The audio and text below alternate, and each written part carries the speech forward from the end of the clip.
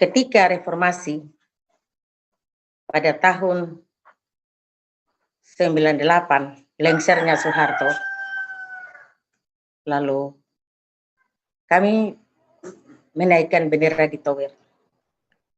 Jadi ibarat pipa yang tersumbat dengan kotoran, begitu dibuka, keluarlah semua. Jadi pada saat itu, selama itu kami menyimpan keganasan, kekejian yang dilakukan oleh militer Republik terhadap kami orang Papua, terutama orang tua kami. Lalu kami mengekspresikan lewat menaikkan bendera. Pada saat itu, pemerintah atau negara tidak melihat itu, bahwa itu adalah protes kami. Tapi kami dibubarkan dengan cara paksa. Kami diserang dengan tembakan meriam dari kapal perang, juga helikopter, dan pasukan dari Ambon, Patimura, dan yang ada di Biak, Angkatan Laut, Angkatan Darat, Kepolisian, atau Brimob, gabungan itu kami menyerang kami di bawah Menara Tower.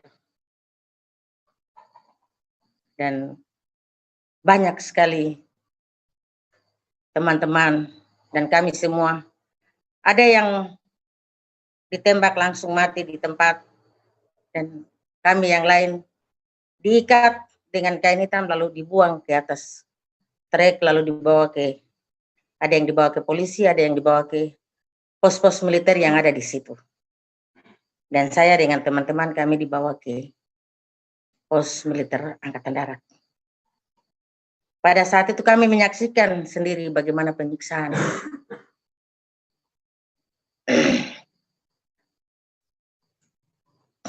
Yang begitu keji, yang begitu kejam terhadap perempuan-perempuan, anak-anak, dan juga laki-laki. Banyak sekali perempuan-perempuan hamil yang perutnya disobek, bayinya keluar. Perempuan-perempuan yang usianya sudah tua dimasukkan sangkur ke dalam lubang vagina, lalu disobek, akhirnya mati. Laki-laki, perempuan, tangannya dipotong. Tidak dipotong satu kali, nanti potong tangan sebelah biar dia putar-putar. Terus tangan sebelah, kaki sebelah lagi. Kalau tidak cepat mati, baru ditikam mati atau ditembak mati. Dan kami diborgol.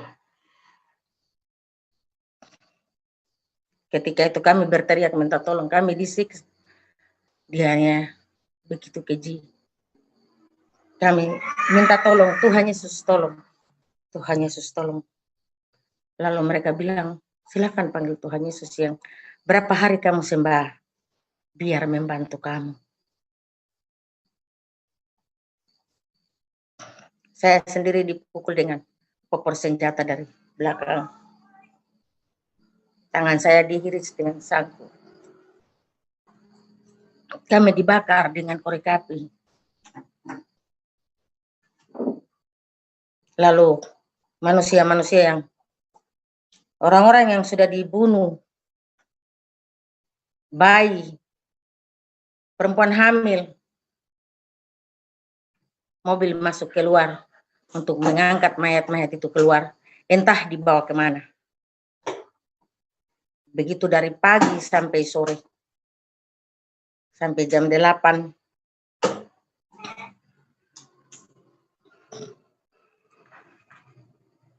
Manusia yang diangkat itu begitu sudah gelap, dan masih banyak lagi yang harus mereka angkat. Di dalam hati kami minta, Tuhan tolong. Kami sebagai manusia sudah tidak mampu. Kami hanya tunggu mujizat Tuhan. Tapi kami tahu bahwa tidak lama lagi kami juga akan dibunuh.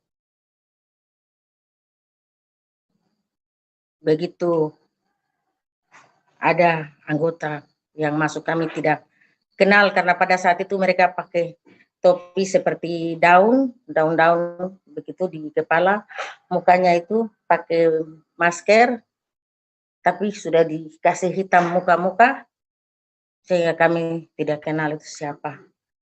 Tapi dia sempat kasih patah borgol dan suruh kami lari.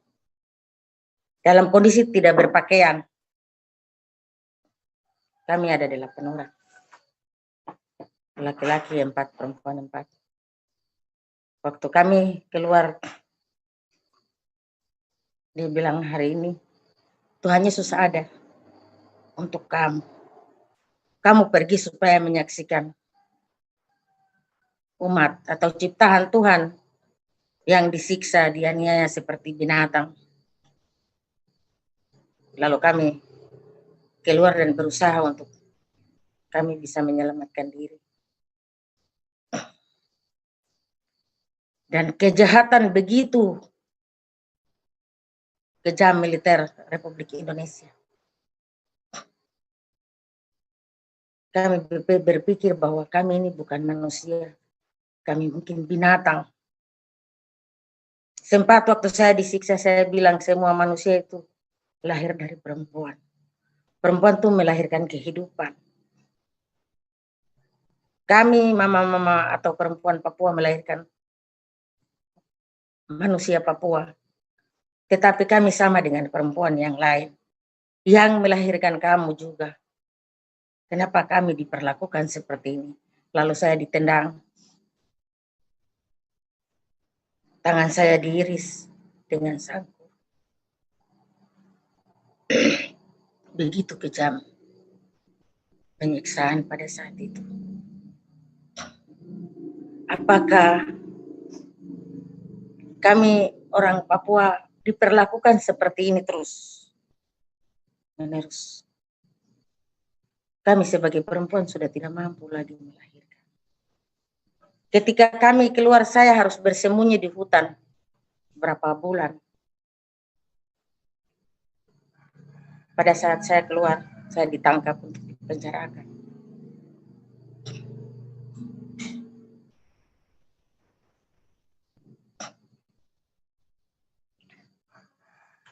Dan banyak teman-teman saya yang sudah meninggal, pergi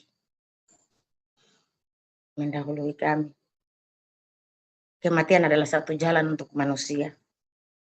Tetapi cara kita pergi menghadap Tuhan, mungkin kami orang Papua, inikah caranya? Kami pergi menghadap Tuhan dengan cara seperti ini.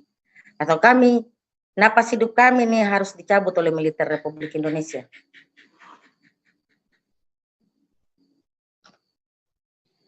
Saya melihat sendiri bagaimana perempuan hamil perutnya disobek dan bayinya keluar. Saya berteriak. Mereka katakan, jangan berteriak, sebentar lagi kami juga akan dibunuh.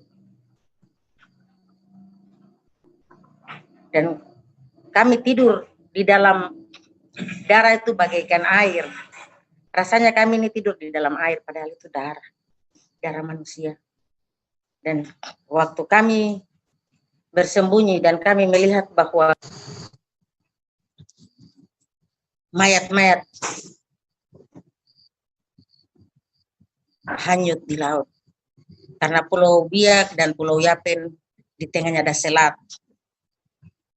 Di laut itu seperti batang kayu yang hanyut. Dan saya sempat ikut hadir pada saat mayat satu dimakamkan di Kampung Ibdi. Saya melihat sendiri mayatnya, kepala tidak ada.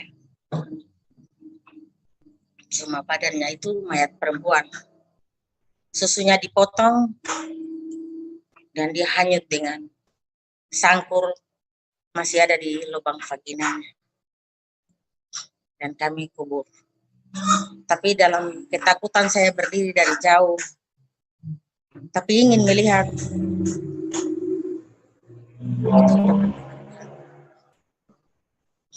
dan di Pulau Biak, juga Pulau Yapen, Kepulauan Padar dan semua di pulau-pulau yang berdekatan, mayat banyak yang terdampar. Tetapi tidak berhenti. Peristiwa biak berdarah dan seterusnya kami lihat bahwa kekerasan terjadi terus di tanah.